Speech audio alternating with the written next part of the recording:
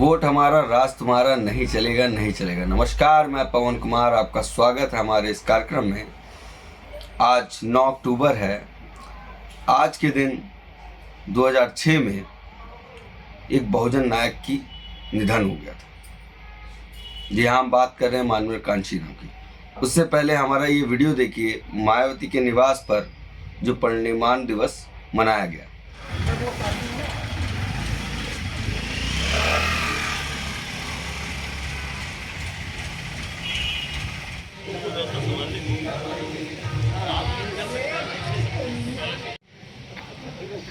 बनाया जाएगा।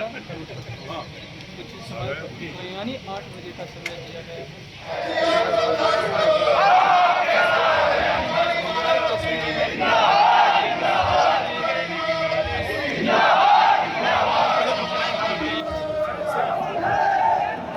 सामने से आपको हल्का पीछे जाइए सर।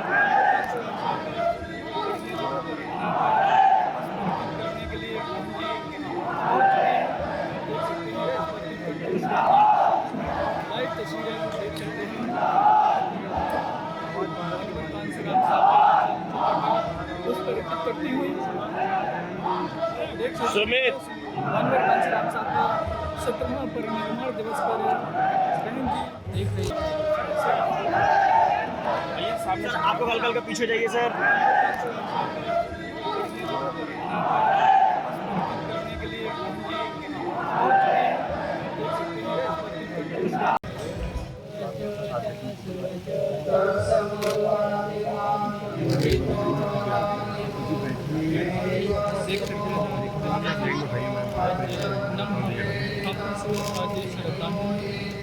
साइड करने के लिए दोबारा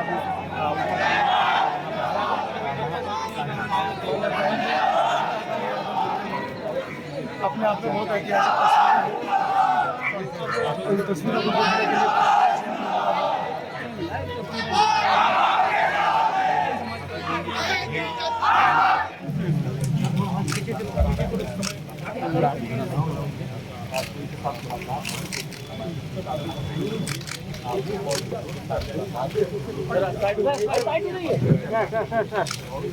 जैसा कि आपने देखा, मायावती जी ने पुष्प चढ़ाया।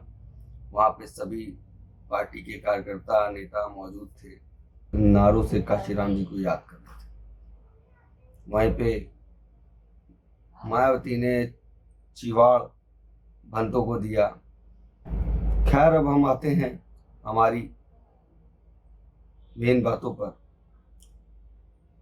जिसमें हम मानवर साहब के कुछ नारों की बात करेंगे। जो मानवर साहब के नारे थे, बहुत ही सिंपल और सरल शब्दों में लोगों को एकत्रित एनर्जी और ताकत दिया करते थे, जिससे लोग इजीली कनेक्ट कर पा रहे थे। इनके कुछ नारे हैं जिनके बारे में हम बात करेंगे। जिसका पहला नारा था, वोट हमारा राज तुम्हारा नहीं चलेगा नहीं चलेगा। बहुत ही आसानी से इस नारे में मानवर साहब लोगों को बता रहे थे, जो सुजूल कास्ट, सुजूल टाइप और पिछड़ा वर्ग और माइनॉरिटी जो लोग थे, उन लोगों को समझाने की कोशिश की है कि हमारा जो वोट है वो हमारी ताकत है, और हम किसी को भी वोट देते हैं, हम किसी को भी राजा बनाते हैं, तो वो हमारी पैरवी ना करके वो अपनी दिशा निर्देश के अकॉर्डिंग देश को चला रहा। वहीं पे दूसरा नारा था, वोट से लेंगे पीएम सीएम, आरक्षण से लेंगे एसपी डीएम। जी हाँ, उनका कहना था कि शासन सत्ता को कब्जा करेंगे, हमारी जो संख्या है 85 की, उसे कैप्चर करेंगे, और उसके बाद आरक्षण से हम अपने अधिकारी बनाएंगे।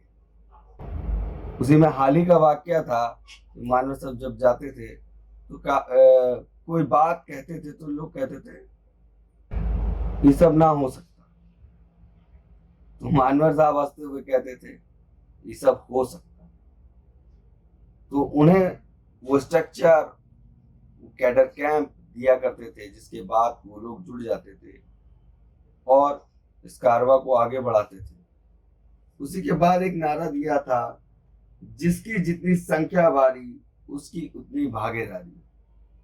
मतलब देश की जो पॉपुलेशन है, जिस समाज की जितनी संख्या है, उस समाज को राजनीतिक तौर पे उतनी भागीदारी मिलनी चाहिए। इस विषय में उन्होंने इस नारे के थ्रू लोगों को बताने का काम किया। उनको उस तरह की भागीदारी नहीं मिल पा रही है, चाहे वो शिक्षा के मामले में हो, चाहे राजनीतिक तौर पर। तो उनका ये नारा था, जिस समाज की जितनी संख्या भारी, उस समाज की उतनी भागीदारी। फिर मानवर साहब ने DS4 बनाया, तो उसमें एक नारा दिया था, ठाकुर ब्राह्मण बनिया छोड़ बाकी सब हैं DS4। मतलब लोगों को बता रहे थे, एक आर्मी तैयार कर रहे थे कि बहुजन संगठन बना रहे थे, लोगों को जोड़ रहे थे। इस वक्त पे काफी ऐसे अधिकारी थे जिनको अन्यायों का सामना करना पड़ रहा था। और मानवर साहब ने कहा, उन लोगों को जिनका सस्पेंड कर दिया गया, जिनको नौकरियों से निलंबित ही कर दिया गया था, एज अ DS4 उन्होंने उनको जोड़ने का काम किया था, जिसमें वो लोगों को तैयार करते थे, समझाते थे में हिस्सेदारी। वो कैडर कैंप चलता था। जब लोगों को भरोसा होने लगा, फिर BSP बनी और BSP में शासन सत्ता में आने लगे, तो लोगों को लगने लगा कि बाबा साहब के बाद हमें जो बहुजन नायक मिले हैं वो मानवर कांशीराम जी थे। उनको मानवर साहब किया कहा करते थे, जैसा कि मैंने बताया। तो एक नारा लोगों के मन से निकलता था, कांसी तेरी नेक कमाई, तूने सोती कौम जगाई, बाबा तेरा मिशन अधूरा, कांशीराम करेंगे पूरा। अक्सर ये नारा लोगों की जुबान पे रहता था। लोगों ने के अंदर ये विश्वास आ गया था कि बाबा साहब के बाद अगर कोई क्रांतिकारी आया, मतलब जो हमारे हित के लिए लड़ने आया, वो है कांशीराम। उन्होंने नारा